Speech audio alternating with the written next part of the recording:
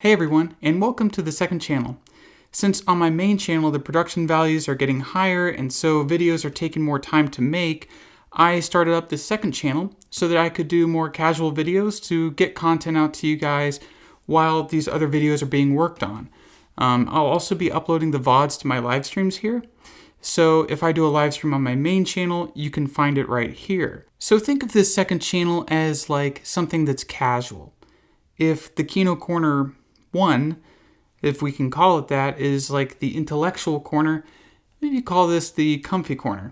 You know, this is where I'll be doing more casual sort of videos, less scripted, stuff that maybe I want to do. Maybe I watch a movie and I want to give a recommendation, or I can do those stupid like top 10 lists or tier lists or something like that. Really just anything that I feel like making on the spot. I'll put it up here, and maybe too I'll have some community stuff on this channel as well. So, responding to comments or responding to emails or potentially like interviews, things like that. I'll be putting them on this channel just to keep the main channel very much in its own theme, because the main channel to me is almost like a television channel, whereas this is more like my YouTube channel, if that makes any sense at all. So for my first video on my second channel, I'm going to be ranting about something that I've been thinking about for the last couple days, and that is streaming and all the problems that I have with streaming movies online. Now, I love streaming. Okay, I have Netflix, I have Amazon Prime, I have Criterion Channel as well, and I don't know, maybe something else. They kind of get lost in the mix. And I would say that most of the time when I'm streaming a movie, I'm probably streaming it on Criterion Channel, just because that's more along my tastes. Criterion Channel really just has the best selection, in my opinion. They've got like all these films that are actually kind of hard to find otherwise. Plus they have Criterion collections of movies. They do this whole curated thing. I absolutely love it, and I spend a ton of time watching films there. But I look at streaming differently. For me, it's kind of like getting a disc with all the game demos on it. Or more accurately, it's kind of like Xbox Game Pass, where in the Game Pass, right, I can play all these games that they have selected for free, or, for $15 a month. And I play a game and, I might beat it in 8 hours and there's no replay value or anything like that. And so I play it and I forget it. But sometimes there's a game that I want to hold on to even after I might cancel my Game Pass, or it gets, kicked off of Game Pass. And the only game that really comes to mind that I actually did this with was Witcher 3, because I just wanted to own the game. I started playing it on Game Pass and I just loved it. And, and I know that I probably won't have Game Pass forever, so I just bought the game. But I look at streaming in a similar way. So if I'm watching a film on Criterion Channel or Netflix or Amazon Prime and I really like a movie, I'm going to try to buy a physical copy of it. Now, this is for a couple of reasons. These streaming sites, they change their libraries all the time, so this movie could get kicked off at any moment without me knowing. And, it'd be a shame if I wanted to watch that film and it wasn't up on Netflix or Criterion or whatever. So whenever I watch something on a streaming site, I usually have the mindset that it's more like a preview for the film. And another reason is that the quality you're getting when you're streaming a movie is much less than when you're watching on a Blu-ray or 4K Ultra HD Blu-ray. And you might be saying to me, well, the resolution that I stream in is 1080p or in 4K, but you're not really taking into account bitrate, which I would argue is more important. Standard Blu-rays can achieve bit rates of up to 40 megabits per second, and the Ultra HD Blu-rays can go all the way up to 128 megabits per second. Now on Netflix, they say to stream HD movies, you need to be able to take in 5 megabits per second. In 4K movies, you need to be able to take in 25 megabits per second. That's a lot lower than the bit rates that you get on physical media. Now, what does this really mean? It means that it's much more compressed when it's streaming, which makes a lot of sense because it's not being taken off of physical media. It's not reading a disc that's right there. It's being transmitted over the internet to your television or your computer or your phone.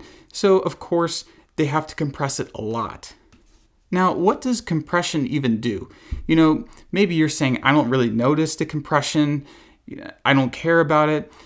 I notice it a lot. And maybe it's just because I have the eye for noticing it and maybe other people don't. But where I look to look for compression is in the blacks.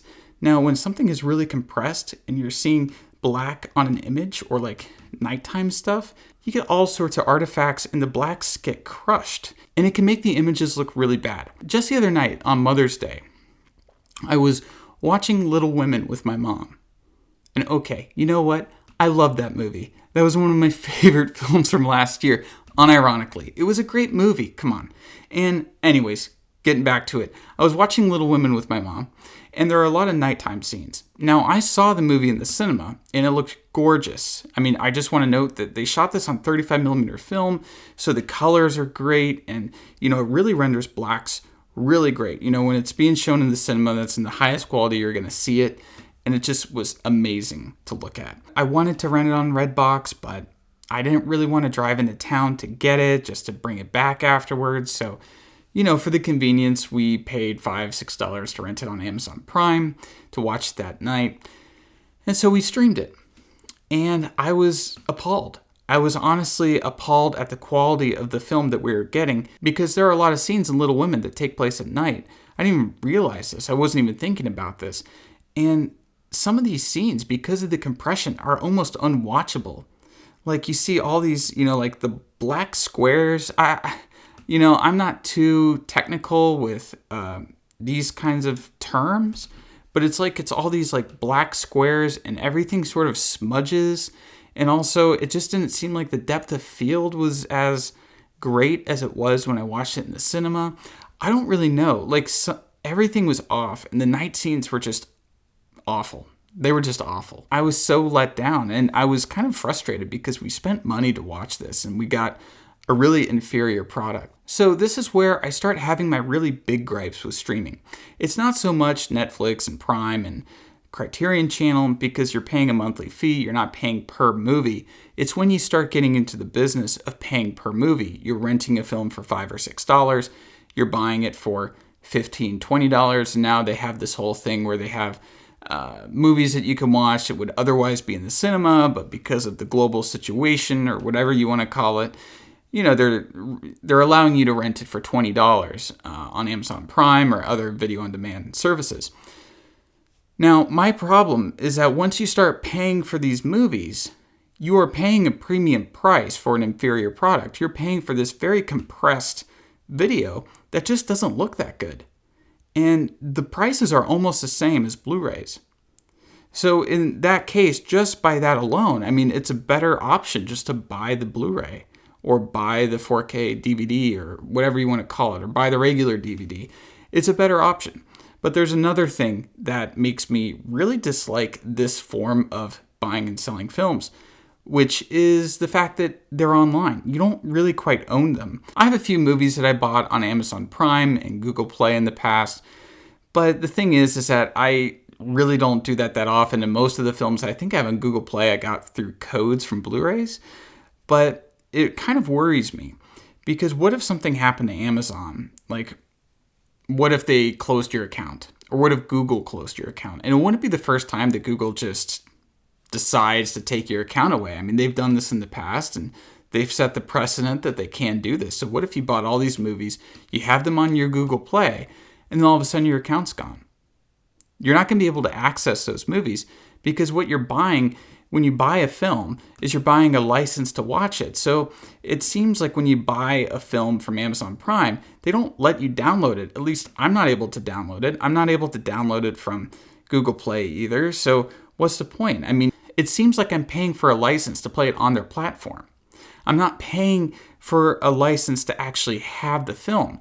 And I don't really want to pay for something if I don't really get anything. And don't even get me started on iTunes. At least they let you download the film, and so the quality is going to be better than if you're streaming it, but you have to play it in their really crappy player on iTunes. And, I personally like using VLC, and I really don't like it that I pay full price for a film, and I can't even watch it in a software or a player that I want to watch it in. So basically, what I guess this rant is getting at is that when you buy a film online, you're really getting an inferior product, and you're just not winning. I don't see how the customer wins in this situation other than some kind of win for convenience.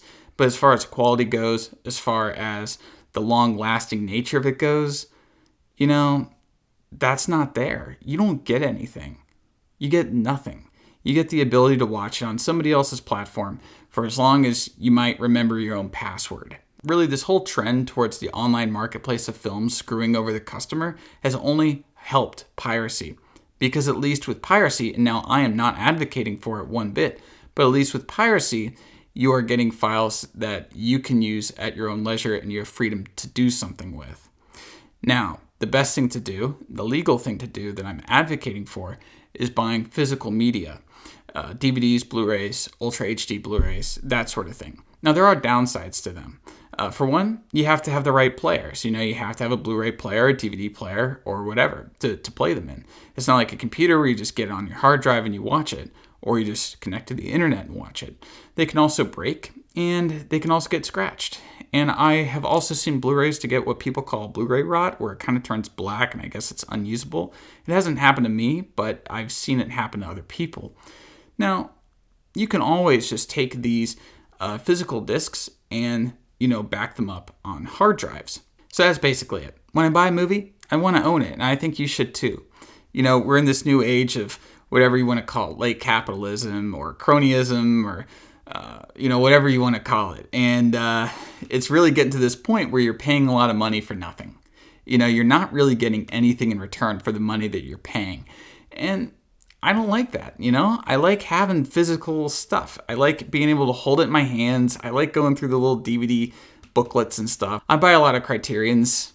Of course, all these posters are pretty much from like Criterion editions of films that I got, and it's just nice. And it's almost like having a bookshelf too. When you have really good movies and you have it on your bookshelf and your friends come over and you're going, they're looking through your movies and you're talking about your favorites and stuff like that. And it's good. It's the same thing with vinyls, and it's the same thing with CDs or tapes or whatever. And, like just having physical stuff, it's a way to actually feel like you have something and like you spent your money well. And before any of you leave, I'm looking for some user-submitted short parodies for next video essay I'm doing. I'm doing this video essay on the movie Me and Earl and the Dying Girl, which I really liked. I know a lot of people didn't. It wasn't quite their cup of tea. But I really enjoyed it, and if you watch the movie, you know that there are these parodies that they do of like Criterion movies. Like they have a parody of Don't Look Now and Midnight Cowboy and non-Criterion films too, like A Clockwork Orange and Mean Streets. So, these sort of like really short parodies, 10 to 30 seconds long, 30 seconds max.